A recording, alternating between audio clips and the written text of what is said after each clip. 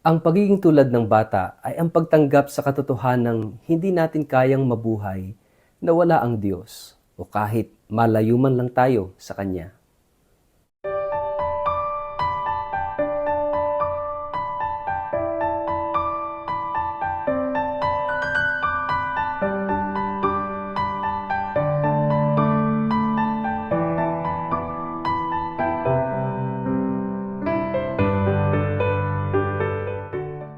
Ang mabuting balita ng Panginoon ayon kay San Mateo. May nagdala ng mga bata kay Jesus upang ipatong niya sa mga ito ang kanyang kamay at sila'y ipanalangin. Ngunit pinagalitan sila ng mga alagad. Sinabi ni Jesus, "Hayaan ninyong lumapit sa akin ng mga bata. Huwag ninyo silang sawayin, sapagkat ang mga katulad nila ang mapapabilang sa kaharian ng langit." Ipinatungan niya sa mga bata ang kanyang kamay at pagkatapos siya'y umalis. Ang mabuting balita ng Panginoon.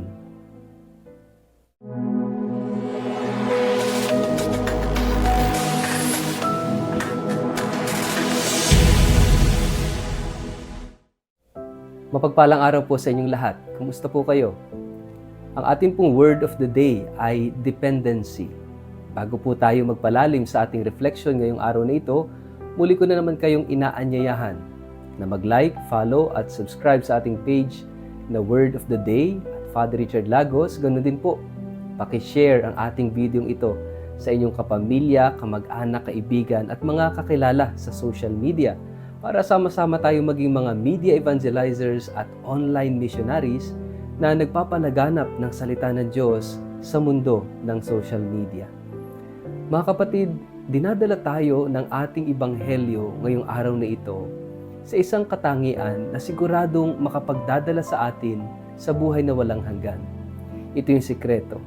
Ito yung pinaka-mabilis at mabisang paraan kung paano tayo makakarating sa langit. Kung paano tayo magtatamo ng buhay na walang hanggan. At ito yung natuklasan ng mga santo, lalong-lalo na ni Saint Therese of the Child Jesus. Si Santa Teresa ng Batang si Jesus ay tinaguri ang Doctor of the Little Way sapagkat natuklasan niya na sa pagiging tulad ng bata, kaya nga ginawa niyang patron at nakakonect sa kanyang pangalan bilang isang relihiyosa yung Child Jesus. Because para sa kanya, ang pinaka mabilis na daan tungo sa Diyos ay walang iba ang pagiging tulad ng isang bata, tulad ng batang si Jesus. That childlike attitude, childlike behavior. At ano nga po ba yon? Dito sa ating gospel, ito yung binigyang diin. Gusto ni Jesus na mapalapit sa Kanya ang mga bata. At sabi niya, nang pinagbawalan ng mga alagad na lumapit sa Kanya itong mga batang ito, sila pa yung pinagsabihan ni Jesus, "Huwag niyo silang pagbawalan. Huwag ninyo silang hadlangan na mapalapit at lumapit sa akin. Sapagkat sa mga katulad nila, maghahari ang Diyos." Mga kapatid, sa isang salita, ito yung tinatawag na dependency. Walang may pagmamalaki ang bata. Alam niya sa sarili niya ang kanyang kahinaan, alam niya ang limitasyon niya, alam niya na wala siyang authority, kundi ang kanyang lakas at lahat-lahat sa kanya ay nakadepende sa kanyang magulang, lalong-lalo na sa kanyang tatay. Mga kapatid, that kind of behavior, ito rin yung susi sa puso ng Diyos. That humility, that trust, yung tiwala sa Diyos, na hindi natin kayang itaguyod ang ating buhay kung wala ang Diyos at kung tayo malayo sa Diyos. Ito yung katangian ng bata. Magandang tinan po natin yung ating sarili. Most of the time, parang sinasabi natin na kaya nating mabuhay na wala ang Diyos. You know, I have this one scandalous experience when I was in Madrid noong 2011 nang kami, kasama ako, ay umattend ng World Youth Day. At ang tema ng pagtitipong ito ay Firme en la Fe or Firm in the Faith. Nandun kami sa plaza sa Madrid. Then suddenly, napakaraming mga tao, mga Espanyol ang naglabasan, pumunta sa plaza at sila nagrarally against the Pope, against the Catholic Church. Pinalalayas nila, pinaaalis nila ang Santo Papa sa Madrid at ang mga placards na nakalagay doon, I don't believe in God, o kaya naman nakalagay isa pa, I don't need God. I don't need the Pope. I don't need the Church. Get out of Madrid. Get out of Spain. Nakaka-iskandalo kasi kung ating babalikan, ang mga Kastila ang nag-evangelize sa atin dito sa Pilipinas. And then suddenly, ano na ang mukha ng Espanya ngayon? Many of them ay hindi na naniniwala sa Diyos. Many of them ay hindi na naniniwala sa simbahan, sa relihiyon, sa Santo Papa. Scandalous, truly. At magandang tingnan natin ito. Kung tayo ay nabubuhay araw-araw, pero hindi natin iniisip na kailangan natin ang Diyos, then nawala na sa atin yung childlike attitude. Yung bang akala natin kaya nating itaguyod yung bawat araw sa sarili lang nating galing, sa sarili lang nating sikap, sa sarili lang nating talino at tiyaga. Mga kapatid, kung wala ang Diyos, kung wala ang Kanyang biyaya, wala tayong mairaraos na araw. Always remember, galing sa Diyos yung lakas natin. Galing sa Diyos yung talino at mga talento natin. Yung ating galing. Galing sa Diyos ang lahat-lahat sa atin. At itong lahat ng ito, babalik sa Diyos.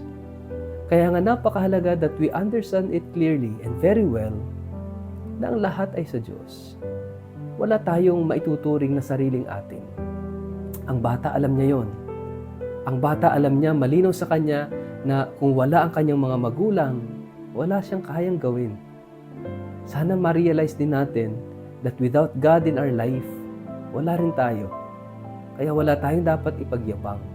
Wala tayong dapat ipagmalaki. What we need to do and what we need to have is that humility and trust. Kababaang loob at pagtitiwala sa Diyos na siyang pinagmumulan ng lahat. Alisin yung yabang sa ating puso.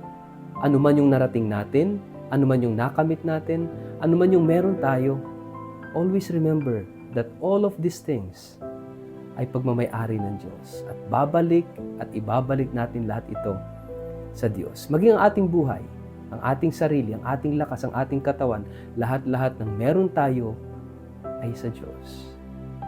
And tulad ng isang bata, let us not forget and do not be afraid na lumapit kay Jesus.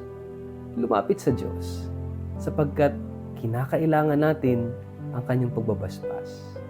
Higit sa lahat na ating hilingin sa Kanya, that childlike manner, that childlike attitude is the blessing of Jesus. Huwag tayong matakot lumapit sa Kanya. At ilalapit tayo ng ating Panginoon sa Kanyang Ama, and that is actually the mission of Jesus, is to bring us back, bring us closer to the Father. Yan ang misyon ni Jesus. Mga kapatid, hilingin natin sa araw na ito ang biyaya na maging tulad ng isang bata. Sa ngalan ng Ama at ng Anak at ng Espiritu Santo. Amen. Ama naming Diyos na makapangyarihan, basbasan mo po kami, tulungan mo po kami.